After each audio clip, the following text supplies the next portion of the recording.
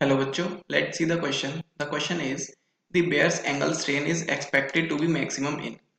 हमें यहाँ पे पूछा है कि जो Bayes angle strain होता है वो यहाँ पे जो चार ऑप्शन दे रखे हैं इनमें से किस में सबसे ज्यादा होगा.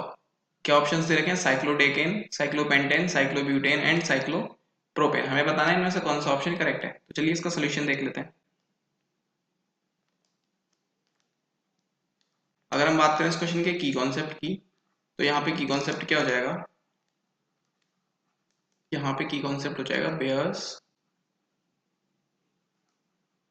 Angle strain. देखिए हम पहले देखेंगे बेयर्स एंगल स्ट्रेन होता क्या है. According to this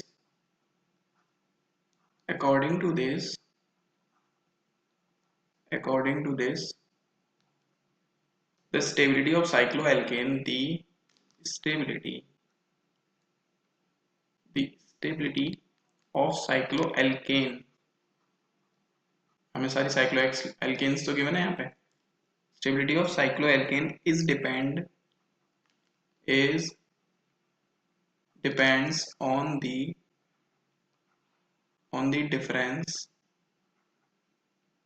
the difference between the bond angle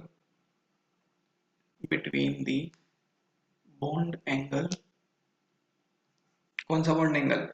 जो प्रेजेंट है. Between the bond angle present and the normal bond angle which is tetrahedral in the ring. देखिए इसका मतलब क्या होता है. अगर हमारे पास में किसी साइक्लोएल्केन की हमें स्टेबिलिटी देखनी है तो वो कैसे स्टेबिलिटी पता करेंगे हम?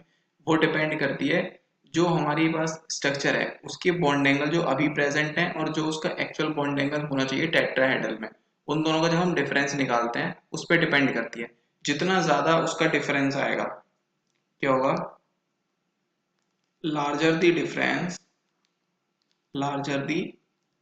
difference more will be strain. Larger the difference more will be strain and less stable. जितना ज्यादा डिफरेंस होगा उतना ज्यादा स्ट्रेन होगा और उतना ही वो कम स्टेबल होगा जो हमारे पास में स्ट्रक्चर की बन होगी वो. ओके, अब चलिए जो हमें ऑप्शंस में दे रखा है वो देख लेते हैं. देखो यहाँ पे दिया है सबसे पहले साइक्लोडेकेन. तो डेकेन क्या होती है? डेक बोलते हैं हम 10 के लिए, मतलब 10 कार्बन अगर कहीं पे होंगे तो उसको डेक बोलते हैं. तो चलिए डेक की स्ट्रक्चर कैसे बनेगी? 10 कार्बन बनाने हैं हमें. स्ट्रक्चर क्या होती है? साइक्लोडेकेन की स्ट्रक्चर कुछ इस टाइप से होती है. ये होती है साइक्लोडेकेन. यहाँ पे देखो कितने कार्बन हो गए? 1 2 3 4 5 6 7 8 9 एंड 10. ये हो गई साइक्लोडेकेन. इसके बाद में क्या देखिए साइक्लोपेंटेन दे रखी है. साइक्लोपेंटेन क्या होती है? 5. पेंट किसको 5 को बोलते हैं ना, 5 कार्बन को पेंट बोलते हैं. तो ये हो जाएगी साइक्लोपेंटेन. और क्या दे रखा है? साइक्लोब्यूटेन दे रखी है. ब्यूटेन मतलब 4 कार्बन, तो ये हो जाएगी साइक्लोब्यूटेन. और इसके बाद में क्या दिया है? साइक्लोप्रोपेन दिया है. प्रोपेन क्या होती है? 3 कार्बन, तो ये हो जाएगी हमारे पास में ये वाली स्ट्रक्चर. ये हमें 3 स्ट्रक्चर्स दे रखे हैं. अब अगर हम इनके बॉन्ड एंगल्स का डिफरेंस देखें थोड़ा सा, तो देखो साइक्लोप्रोपेन का इनका सबका कितना होना चाहिए बॉन्ड एंगल? वैसे तो 109 डिग्री होना चाहिए सभी का. 109 डिग्री होना चाहिए सबका स्टेबिलिटी के लिए. बट होता क्या है? साइक्लोप्रोपेन में होता है ये 60 डिग्री, साइक्लोब्यूटेन में होता है ये 90 डिग्री, साइक्लोपेंटेन में होता है ये 108 डिग्री. 108 डिग्री. देखिए साइक्लोडेकेन में ये कितना होता है? ये होता है 112 डिग्री. 112 डिग्री. ये देखो ये यहाँ पे जो हमें स्ट्रेट लाइन दिख रही है स्ट्रेट नहीं होती, कुछ टिल्ट होती है, बट इसमें शो नहीं हो पा रही है. इसका होता है 112 डिग्री. देखो हमें क्या देखना है? डिफरेंस देखना है. जिसका डिफरेंस सबसे ज्यादा होगा वो सबसे कम स्टेबल होगा. देखो यहाँ पे डिफरेंस सबसे ज्यादा आएगा 109 में से हम 60 यहाँ से सब्सट्रैक्ट करेंगे तो कितना बचेगा? 49 डिग्री बचेगा यहाँ पे. क्लियर? यहाँ कितना बचेगा? यहाँ 19 डिग्री बचेगा. यहाँ कितना बचेगा? यहाँ 1 डिग्री बचेगा. और यहाँ पे कितना बचेगा? यहाँ पे बचेगा 3 डिग्री. क्लियर? तो हमसे क्या पूछा है?